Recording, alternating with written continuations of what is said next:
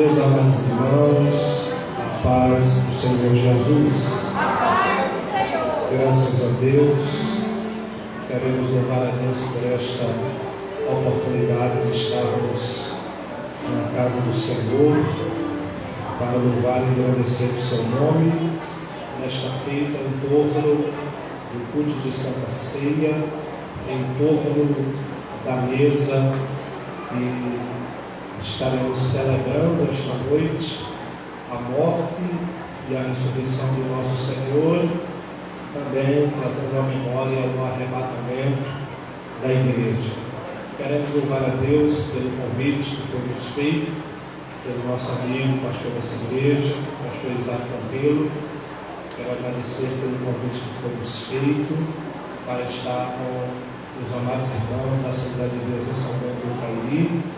Deus conclui abençoando servo de Deus e sua família. Feliz de rever todos os irmãos, todos os obreiros, e Deus em Cristo continue abençoando cada um de vocês para a glória de Deus. Rever também o pastor Jesulino, Deus abençoe a sua vida. Meus irmãos, antes de nós lermos a palavra de Deus, como já foi aqui pré-anunciado, introduzido pelo pastor Isaac, mas domingo retrasado foi o lançamento do nosso primeiro livro escrito lá no Templo Central, o livro Por que Deus Permite as Tempestades. Esse livro ele foi feito neste período de 5 meses que estamos atravessando de isolamento social causado pela pandemia do vírus do Covid-19, e nestes 5 meses o Senhor Deus nos fez refletir num texto que está em Lucas capítulo 8, a partir do versículo 23, que relata-nos o milagre do Senhor Jesus acalmando a tempestade.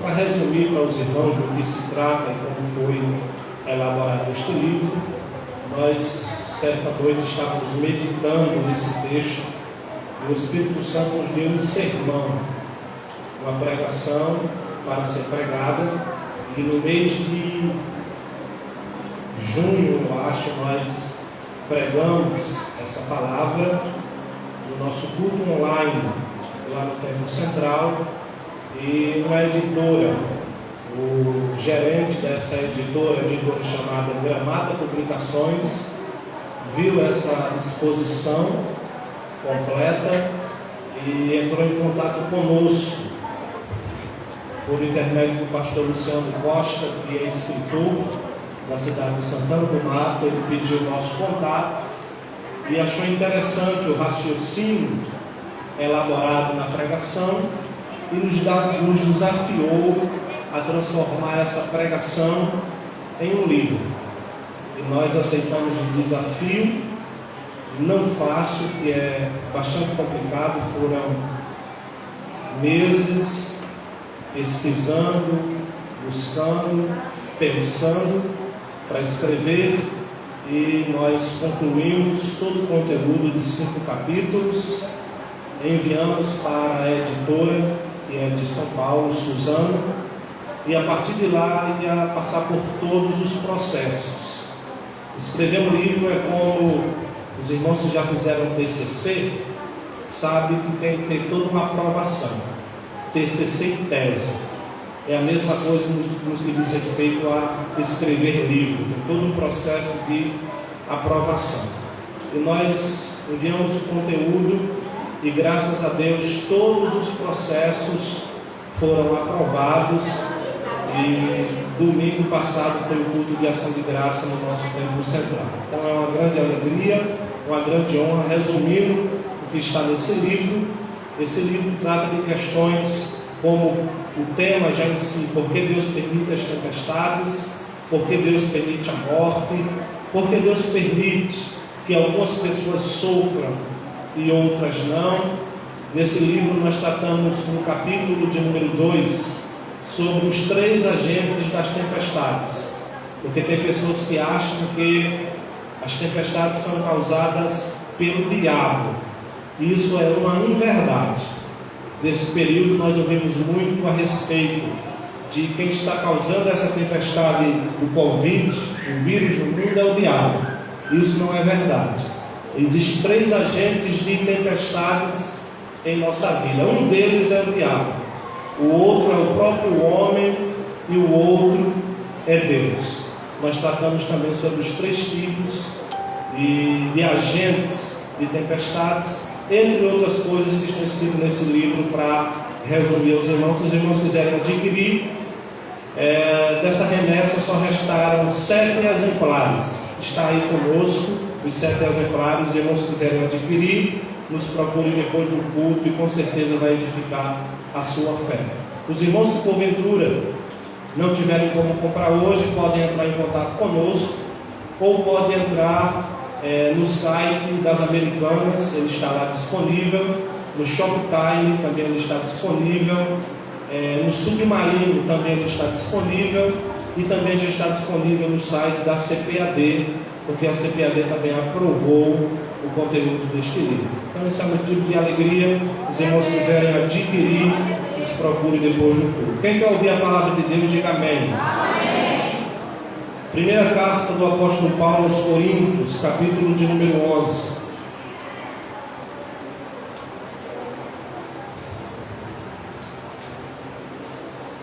Custa apenas R$25. Se quiser adquirir, temos apenas 7 exemplares.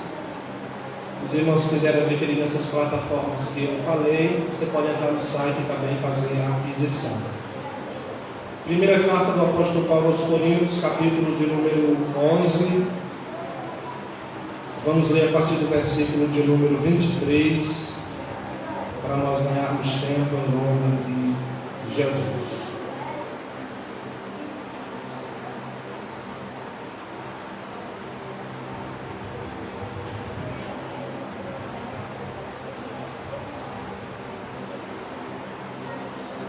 Assim nos diz a palavra de Deus: porque eu recebi do Senhor o que também vos ensinei, que o Senhor Jesus, na noite que foi traído, tomou o pão e, tendo dado graças, partiu e disse: tomai e comei, isto é meu corpo que é partido por vós, fazei isto em memória de mim.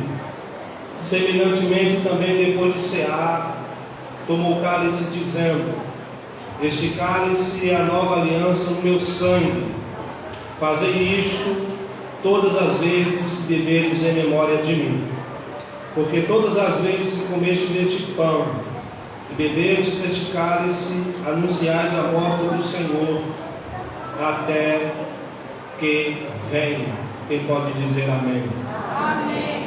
Meus irmãos amados, ao lermos esse texto bíblico, bem conhecido de toda a igreja do Senhor, o apóstolo Paulo, escrevendo esse texto à igreja de Corinto, que foi fundada por Paulo na sua segunda viagem missionária, no ano 49 depois de Cristo, ele afundou, isso está escrito lá em Atos capítulo de número 18, quando Paulo chega na cidade de Corinto e passa ali 1 ano e meio, 18 meses naquela cidade, e plantou aquela igreja. Cerca de 6 anos depois, já no ano de número 56, o apóstolo Paulo, o implantador daquela igreja na cidade de Corinto, toma conhecimento que os irmãos que outrora ele tinha ganhado para Cristo naquela cidade, estava passando alguns problemas no que diz respeito à sua conduta cristã. Paulo, tomando este conhecimento, resolve escrever algumas cartas àquela igreja, tendo algumas orientações. Entre elas, a primeira carta aos Coríntios, e ele escreve para tentar resolver alguns problemas que permeavam aquela igreja. Essa igreja é uma igreja que é a única igreja em toda a Bíblia que tinha em seu corpo, em seu bojo, todos os dons espirituais eram manifestados nessa igreja. No capítulo 1, versículo de número 7, a Bíblia diz que Paulo diz: de maneira que nenhum dom vos falta, esperando a manifestação de nosso Senhor Jesus Cristo. Naquela igreja tinha irmãos que falavam em língua, naquela igreja tinha os irmãos que profetizavam, naquela igreja tinha os irmãos que interpretavam línguas, naquela igreja tinha irmãos com discernimento de espírito, naquela igreja tinha os mais diversos dons existentes na Bíblia Sagrada. Mas essa igreja, mesmo sendo composta por todos os dons espirituais, que dom é diferente de frutos, irmãos sabem muito bem disso. Dom Deus dá à igreja para que a igreja seja aperfeiçoada na terra. Fruto Deus dá individualmente a cada um de nós como padrão de conduta para entrarmos no céu. Padrão de conduta para entrar no céu não é dom. Padrão de conduta para entrar no céu é fruto do Espírito, que são coisas distintas. Pois bem, essa igreja, mesmo cercada de dons, vinha vários problemas que existiam entre os irmãos, entre aquela congregação. Eu vou citar apenas 3 para nós ganharmos tempo. O primeiro deles está no capítulo 1, versículo de número 10. Havia naquela igreja divisões e contendas. O apóstolo Paulo disse: me foi comunicado pelos da casa de Cloé que há divisões e contendas entre vocês, porque existe grupo entre vocês que dizem: eu sou de Paulo, outro de Apolo, outro de Pedro e outro de Cristo. E Paulo segue o seu raciocínio perguntando para aquela igreja: foi Paulo crucificado por vós? Fostes vós batizados em nome de Paulo? Dou graças a Deus que nenhum de vós batizeis senão a Cristo e a Gaio, para que a glória não seja dada a outro senão a Cristo. O segundo problema que cercava essa igreja era o problema da fornicação e da prostituição. Esse problema está explícito no capítulo de número 5, quando Paulo diz: eu ouço, mesmo não estando presente, que há entre vós alguém que abuse da esposa do seu próprio pai, da sua madrasta, mas eu mesmo estando ausente no corpo, mas presente no espírito, sabendo de todas as situações, eu já determinei que em nome do Senhor o seu corpo seja entregue a Satanás, para que no dia do Senhor a sua alma seja salva. O terceiro problema que cercava essa igreja está no capítulo de número 6. Era o problema do litígio entre os irmãos. Era um irmão levando o outro à justiça, com problema no que diz respeito à justiça, causas na justiça, e isso perante os infiéis. Paulo censura essa ação e diz assim: não há porventura um sábio sequer entre vocês, uma pessoa sábia que possa vos aconselhar para resolver esse problema internamente, sem que o mundo tome conhecimento? A partir daquele dia, Paulo orienta que se alguém tiver uma causa contra outro, resolva interno, para que o mundo não tome conhecimento e se torne um escândalo. Paulo, depois dessas orientações, nós chegamos no capítulo de número 11. Corinto, os irmãos sabem que era uma cidade intelectual, era a metrópole grega de maior destaque no tempo de Paulo. O nome Corinto significa corrupção, prostituição. O nome é derivado geralmente da deusa daquela cidade, uma mulher chamada Eucarte. Segundo Eusébio de Cesareia, no culto de Eucarte em Corinto havia uma promiscuidade muito grande no templo, ao ponto de haver 1000 prostitutas cultuais fazendo promiscuidade no culto à deusa Eucarte. O apóstolo Paulo, preocupado com isso, escreve uma orientação no capítulo de número 11, e esta orientação era exatamente a maneira correta de ser administrado o que nós conhecemos como Santa Ceia, e que os judeus reconheciam como a festa do ágape. a festa do amor. O apóstolo Paulo começa as suas considerações, versículos anteriores ao versículo 23. Paulo diz: eu vos escrevo para vocês se unirem em comunhão, mas na verdade quando vocês se unem, vocês se ajuntam para pior, se não para melhor. E isso é até importante, que haja heresia, que haja contenda, para que os que são sinceros se manifestem. Aí Paulo diz assim: porque cada um de vós, quando se junta um do outro, ninguém tem a lei do partilhamento. Cada um que pega a sua família, pega o seu alimento individualmente, come com sua família, e tem outros que não tem nada para comer e vocês não dividem. Isso está errado. Quando vocês se juntar, deve haver compartilhamento. Alguém que não tem nada deve ser socorrido por aquele que tem abundância. E Paulo olha, irmão Felipe, que aqueles que tinham em abundância levavam exatamente para aparecer. E Paulo diz: quando vocês se juntar, quando vocês verem alguém que não tem o que comer nessas reuniões, vocês repartam o que vocês têm para com o próximo. Havia um espírito de egoísmo muito grande naquela igreja. Aí Paulo ele vai dar orientação como devemos proceder diante da ceia do Senhor. E rapidinho, resumidamente, eu quero falar para vocês rapidinho sobre as 4 memórias da ceia do Senhor. Há 4 memórias, pastor Isaac, que nós como crentes não podemos esquecer, especialmente neste culto hoje. A partir do versículo 23, Paulo diz: porque eu recebi do Senhor o que também vos ensinei, que o Senhor Jesus, na noite que foi traído, tomou o pão e, tendo dado graças, o partiu e disse: tomai e comei, isto é meu corpo que é partido por vós. Observe que Paulo diz que recebeu do próprio Senhor Jesus. Paulo não está dizendo que recebeu de João, de Mateus, de Lucas. Não.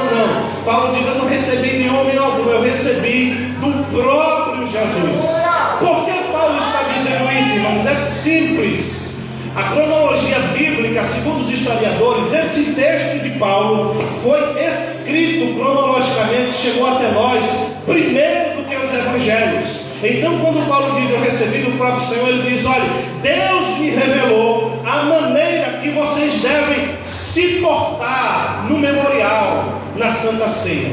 E os irmãos sabem que existem apenas 2 memoriais que nós devemos guardar enquanto igreja. O primeiro é o batismo e o segundo é a Santa Ceia. Mas equivale lembrar que os irmãos, antes de nós dizermos a primeira memória, que quando Paulo diz em memória de mim, Paulo não está usando o termo memória, porque o termo memória no grego é fazer menção a alguém que está morto. O termo memória no grego é fazer menção de alguém que morreu, mas que ressuscitou e está vivo.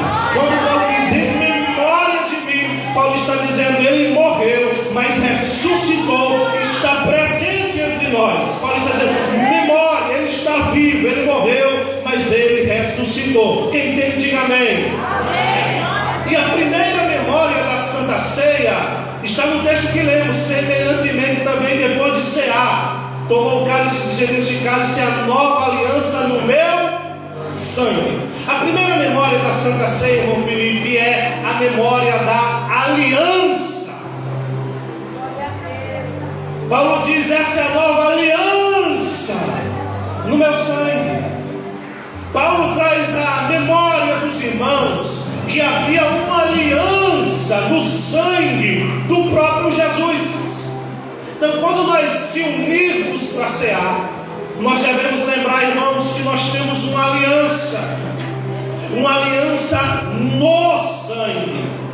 Biblicamente, existem pelo menos 6 alianças. A primeira aliança é a aliança edêmica, Gênesis capítulo de número 1, é a aliança feita no Éden.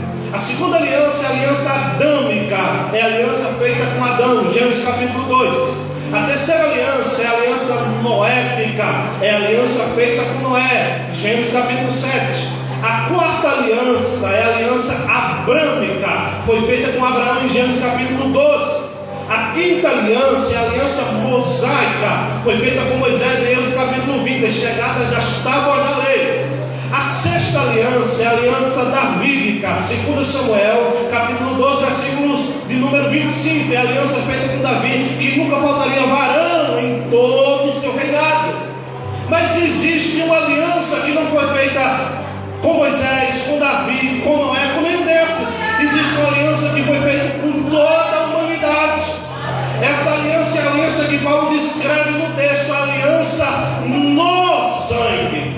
Paulo está dizendo: olha, quando vocês se reunirem, a aliança foi feita com Davi, foi importante, mas ela não pode tomar o lugar da minha. A aliança feita com Noé foi importante, mas não pode tomar o lugar da minha. A aliança feita com Adão foi importante, mas não pode tomar o lugar da minha. Sabe o que é que eu aprendo com isso? Paulo está dizendo: a aliança que deve ser lembrada no culto não é Davi, não é Moisés, não é Salomão, não é Noé, não é Adão. O culto deve ser celebrado aquele que verteu o sangue na cruz do Calvário, Jesus Cristo Nazareno. Quem entende isso, levante a mão e agora. Aliança do sangue, do sangue. Às vezes, irmãos, eu entendo que tem irmãos que às vezes falta dedicação para ministrar uma palavra sobre Jesus no culto de ceia, sobre o sangue, mas irmãos, temos que ter consciência, evangelista Edson, que no culto de ceia, quem deve ser celebrado, quem deve ser lembrado, quem deve ser centralizado, quem deve ser o centro das sessões é o sangue de Jesus, a aliança que ele fez conosco.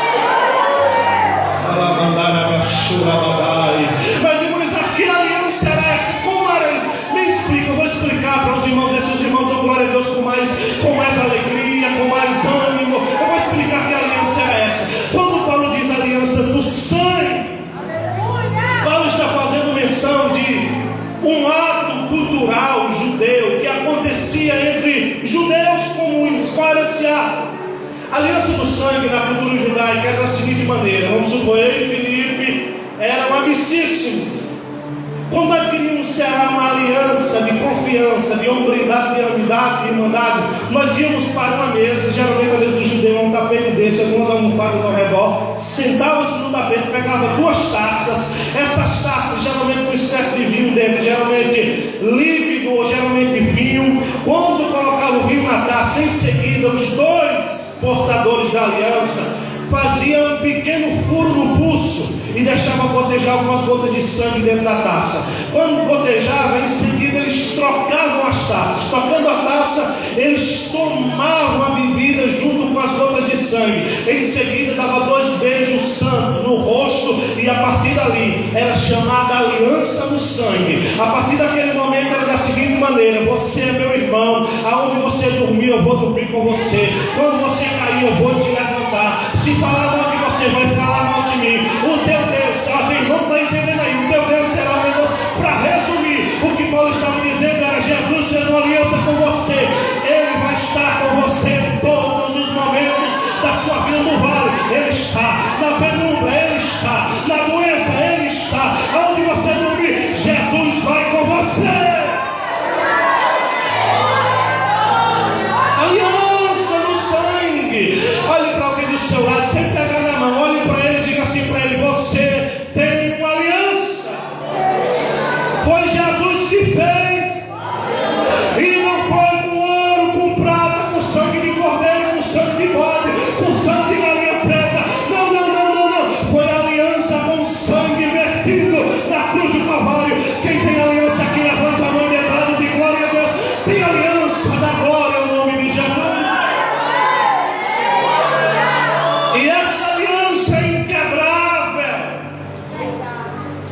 Tem pessoas que já tentaram, pastor Isaac, dar uma fugidinha dessa aliança. Correr, mas não corre não, porque você está cercado pelo sangue da aliança do Cordeiro de Deus. Glória ao nome de Jesus para sempre. O sangue é maior. O coronavírus veio, mas você tem o sangue como selo da promessa de Deus. A doença pode bater na porta, mas você está selada pelo sangue. Glória ao nome de Jesus para sempre. Temos uma aliança. Temos uma aliança. Segundo, nunca esqueça, irmão. Primeira memória deste culto de ceia é a aliança do sangue. O sangue deve ser celebrado. Eu vou pular os benefícios do sangue, porque são muitos, para nós ganhar tempo. Vamos para a segunda memória. Primeira memória, o sangue, a aliança do sangue. Segunda memória da ceia.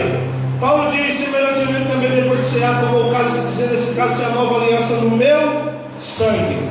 Fazei isto todas as vezes em comerdes em memória de mim. E tomando o pão e dando o cálice, diz: partir e comer, este é meu corpo que é partido por vós.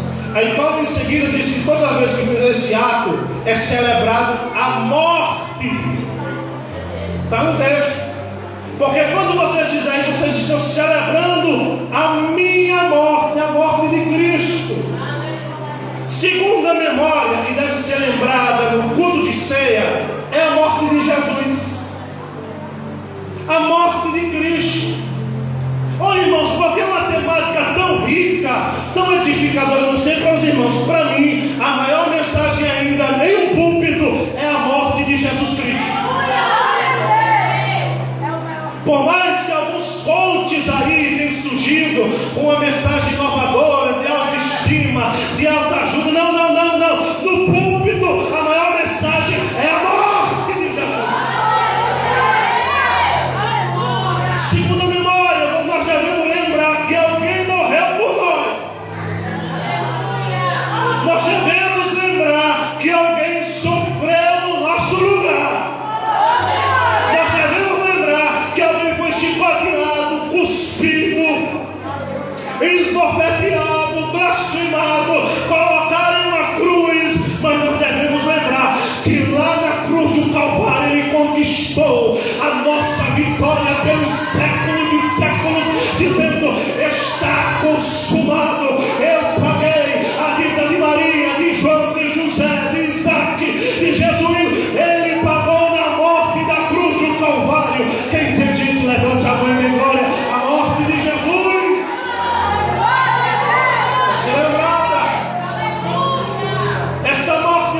celebrada com alegria, porque eu já vi alguém dizendo que o diabo, vi alguém dizendo assim, o diabo estava torcendo para Jesus e para a cruz. Alguém dizendo já que o diabo estava vibrando com a morte de Jesus na cruz. Estava não, ele estava assim, ó, tremendo de medo, dizendo: o meu fim está chegando, porque o perdão da humanidade está chegando, o perdão da humanidade está chegando.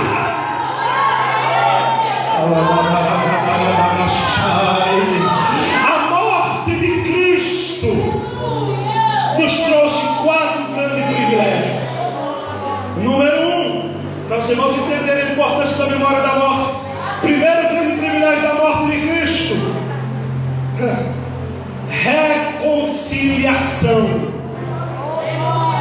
A morte de Jesus reconciliou o homem pecador de Deus novamente, o tornando remido pelo sangue de Jesus. O que é reconciliação, já é simples. Antes de Cristo, eu e você estávamos desligados de Deus. Antes de Cristo, nós estávamos pretos de pecado e sem ação ajudadora de ninguém. Estávamos distanciados da glória de Deus, como o apóstolo Paulo em Romanos 6:23 diz: porque vocês em outro tempo estavam distantes de Deus. Mas o mesmo Paulo diz: mas assim, como pelo homem veio o pecado ao mundo, pelo ato de justiça de um só homem, Jesus Cristo, todos foram justificados.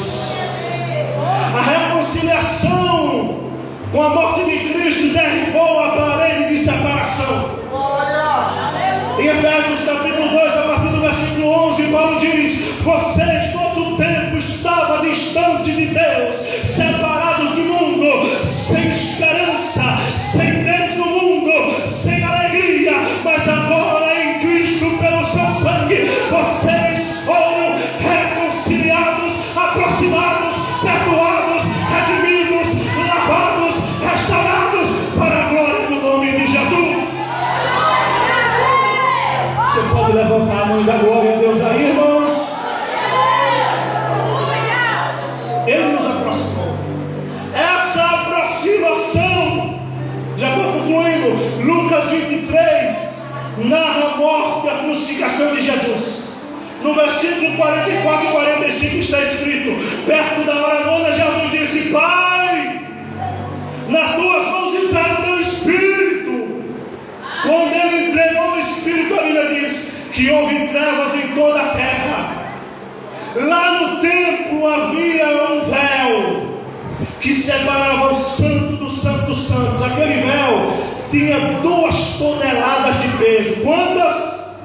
2 toneladas, é peso demais, irmãos.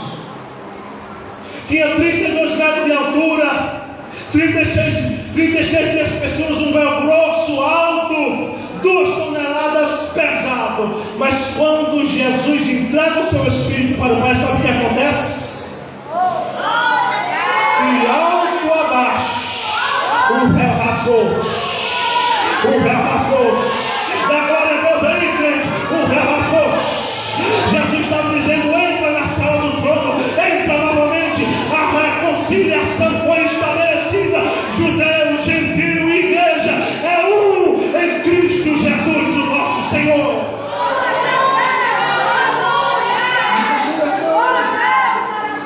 Terceiro, substituição. A morte de Cristo nos trouxe o privilégio da substituição, porque aquela cruz não era dele, era nossa. Aquela coroa não era dele, era nossa. O que ele sofreu não era para ser dele, era para ser nós. Bata-se no seu peito, por favor, bata-se no seu peito e diga: obrigado, Jesus, pela tua morte. Vamos para mais, para concluir. Terceira memória da ceia. Primeira, a aliança do sangue. Segundo, a morte de Cristo. Terceiro, a ressurreição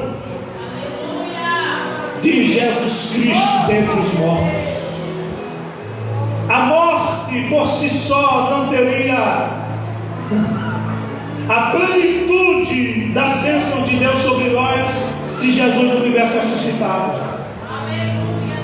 Jesus ressuscitou. Só o irmão aqui entendeu, vou dizer não. Jesus ressuscitou.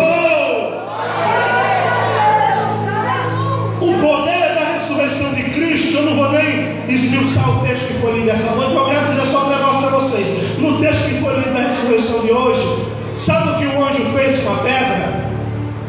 Aquela pedra tinha 2 toneladas, sabe o que ele fez? Ele tirou, removeu a pedra, e sabe onde ele estava?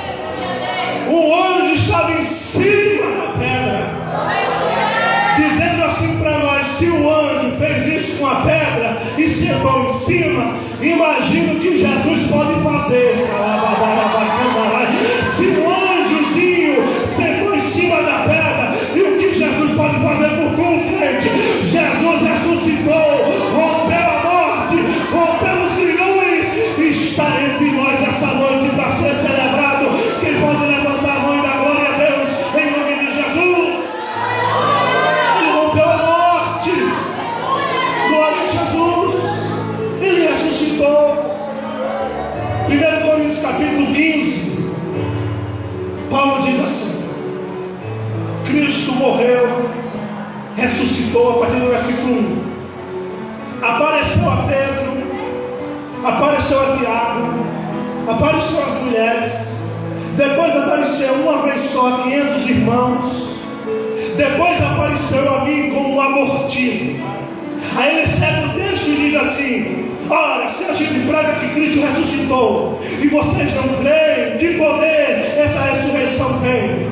Aí ele conclui dizendo: se Cristo não ressuscitou, é vã a nossa fé. Mas glória a Deus, Paulo continua dizendo: ele ressuscitou. E no versículo 19 ele diz: se esperarmos em Cristo, só nesta vida seremos os mais miseráveis de todos os homens. A nossa esperança está na ressurreição do último dia. Quem entende isso, levante a mão e dê glória a Deus. Jesus ressuscitou. Se você for no seu Paulo, você vai encontrar os restos mortais de Ayrton Senna, o rei do automobilismo brasileiro. Se você for em Cabo Santo, no interior da Bahia, você vai encontrar os restos mortais de Raul Seixas, o rei do rock brasileiro. Se você for nos Estados Unidos da América, você vai encontrar os restos mortais de Elvis Presley, o rei do rock mundial. Se você for na Jamaica, você vai encontrar os restos mortais de Bob Marley, o rei do reggae nacional. Mas se você for em Jerusalém, você vai na tumba de Jesus, vai estar lá em letras garrafais, em espanhol, inglês e hebraico. Ele não está mais aqui. Jesus ressuscitou. Quem crê que ele ressuscitou, levante a mão e dá um brado de glória a Deus aí.